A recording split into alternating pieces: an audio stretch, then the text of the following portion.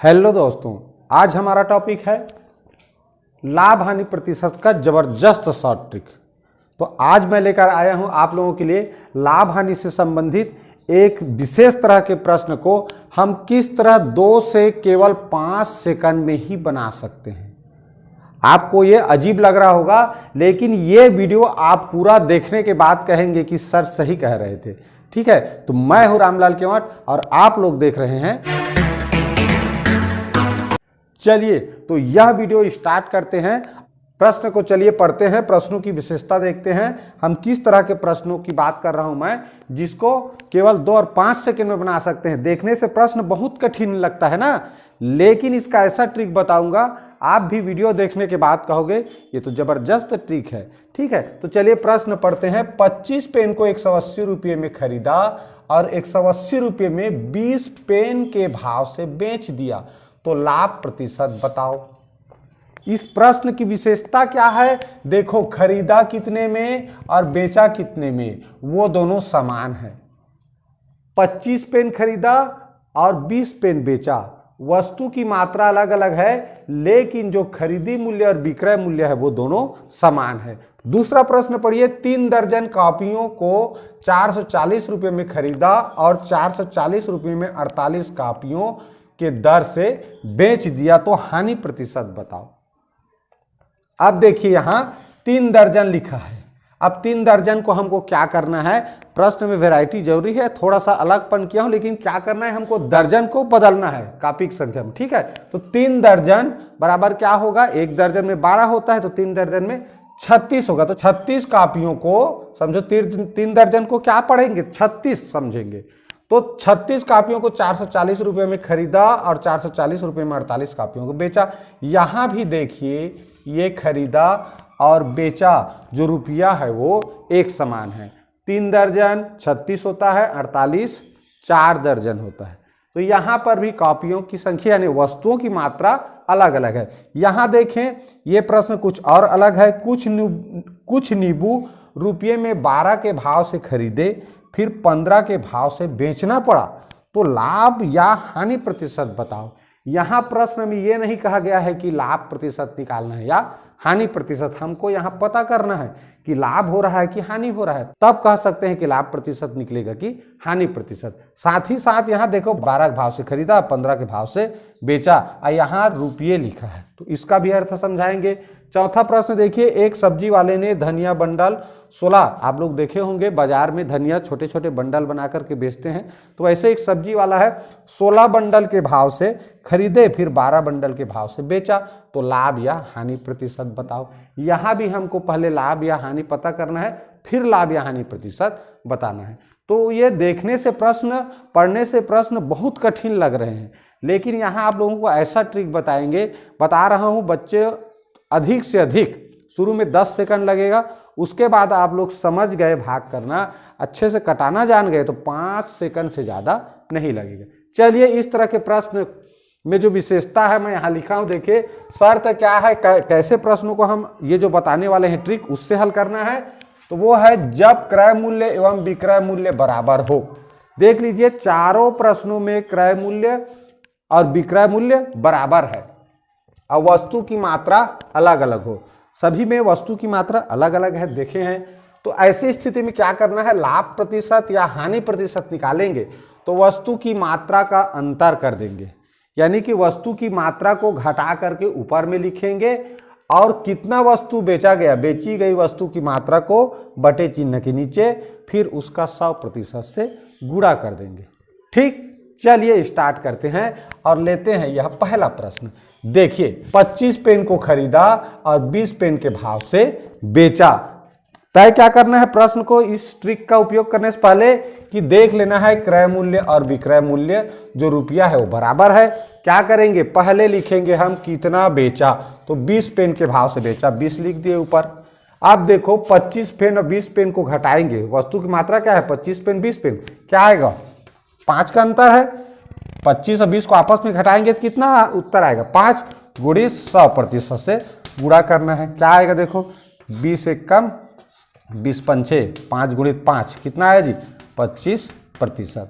क्या 2 या 5 सेकंड से ज़्यादा समय लगा? नहीं लगा। क्या किया हमने, एक बार पुनः देखो, कितना वस्तु बेचा उसको तुरंत लिख दो बटे चिन्ह के नीचे। कितना वस्तु खरीदा था, कितना बेचा, उन दोनों का अंतर क्या है, तो 25 और 20 को आपस में घटाने से 1 सेकंड से ज्यादा नहीं लगता। 5 आया, 100% से गुणा, तो 100% से गुणा, सिंपल सी, 20 से कम 20, 5 6 100 होता है, तो 5 गुणित 5 कितना है, 5 5 6 25%। आशा है समझ में आ गया होगा। चलिए लेते हैं दूसरा प्रश्न।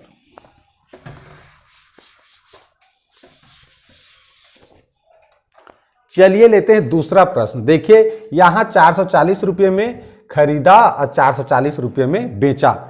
क्रय मूल्य विक्रय मूल्य समान है, ये देख लिए। उसके बाद क्या करना है, कितना बेचा, तो देखो कितना बेचा लिखा है 48 लिख दिए। अब देखिए यहां 48 बेचा और 36 खरीदा, अंतर कितना का आया, 12 का। तुरंत 12 को लिखोगे ऊपर। ट्रिक यही कह रहा है ना, कितना वस्तु हम बेच रहे हैं नीचे लिखेंगे और कितना खरीदा बेचा उसमें कितने वस्तु का अंतर है। तो यहां 3 दर्जन को हम बदलेंगे, तो 3 दर्जन को बदलेंगे, दर्जन हटाएंगे तो क्या बनेगा 36, तो 48 में से 36 घटाए कितना है 12, 12 को लिखेंगे ऊपर।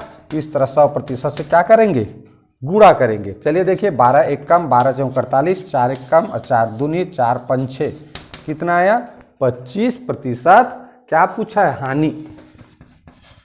25% क्या हुआ, हानि हुआ। कैसे में जाने, देखो 3 दर्जन माने 36 के भाव से खरीदा, 48 कापी के भाव से बेचा, तो क्या होगा भाई, हानि तो होगा ना। हम कम खरीदेंगे और ज्यादा बेच देंगे तो हानि नहीं होगा।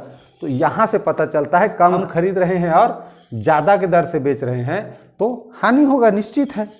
अब देखते हैं यह तीसरा प्रश्न। देखिए प्रश्न क्या लिखा है, कुछ नींबू रुपये में 12 के भाव से खरीदे फिर 15 के भाव से बेचे। यहां रुपये में बस लिखा है, एक भी जगह जैसे ऊपर में 440 रुपये लिखा था, यहाँ 180 रुपये लिखा था, ऐसा नहीं लिखा है। तो बच्चों यहाँ ध्यान दो अच्छे से, जब भी इस तरह रुपये में लिखा है इसका मतलब है 1 रुपये में उसने 12 के भाव से खरीदे और 15 के भाव से बेच दिया।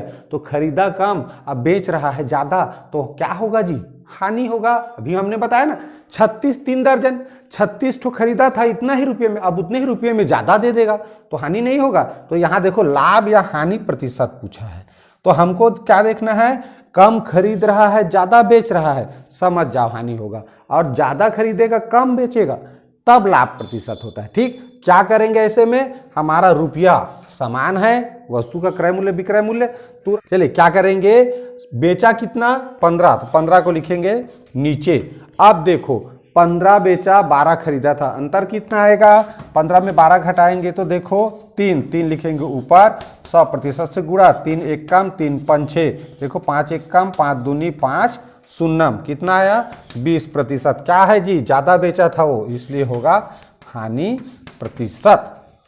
ठीक, समझ आ गया। अब देखते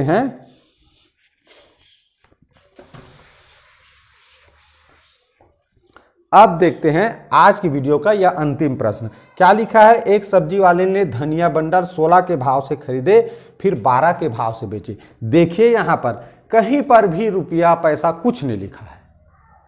इस प्रश्न में एक सब्जी वाले ने क्या लिखा है, एक सब्जी वाले ने धनिया बंडल 16 के भाव से खरीदे फिर 12 के भाव से बेचा, तो लाभ या हानि प्रतिशत बताओ। तो ऐसा भी प्रश्न बन सकता है।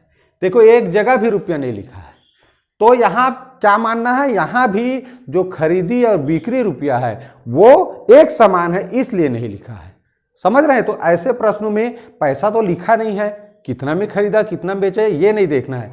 यहां भाव दे दिया है, इतना भाव से खरीदा इतना भाव से बेचा, समझ जाओ खरीदी मूल्य विक्रय मूल्य बराबर है। हमको केवल देखना है कितना बेचा 12 और 16 खरीदा 12 बेचा, कितना का अंतर 4 लिखेंगे ऊपर। क्या करेंगे 100% से गुणा, 4 1 कम 4 दिया और 100 को 3 से भाग करोगे तो क्या आता है 33.33%। अब देखो 12 बेचा था यानी क्या होगा, लाभ प्रतिशत।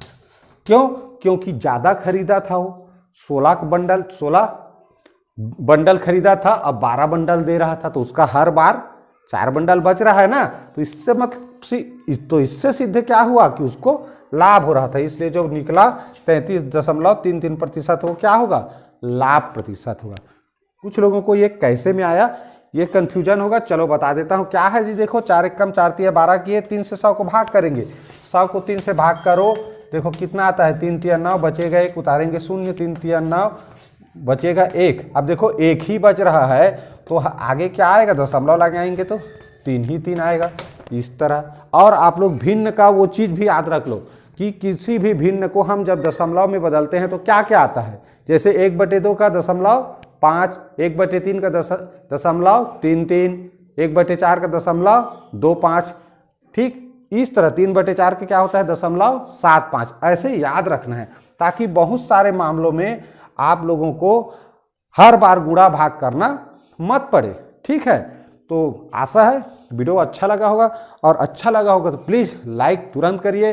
अगर मेरे चैनल में नए हैं तो सब्सक्राइब करना मत भूलिए, और कमेंट करके बताइए कि आज का वीडियो कैसा लगा। मैं शाम को 5 से 6 के बीच में ऑनलाइन क्लास पढ़ाता हूं यूट्यूब पर। अगर आप लोग मेरे ऑनलाइन क्लास में जुड़ना चाहते हैं तो मुझे कमेंट कीजिए, अपना नाम पता भेजिए, उसके बाद आपको ग्रुप में शामिल किया जाएगा, फिर आप मेरे ऑनलाइन क्लास से सीधा जुड़ सकते हैं, क्योंकि वहाँ मैं लिंक प्रोवाइड करता हूँ। वीडियो देखे इसके लिए बहुत बहुत धन्यवाद।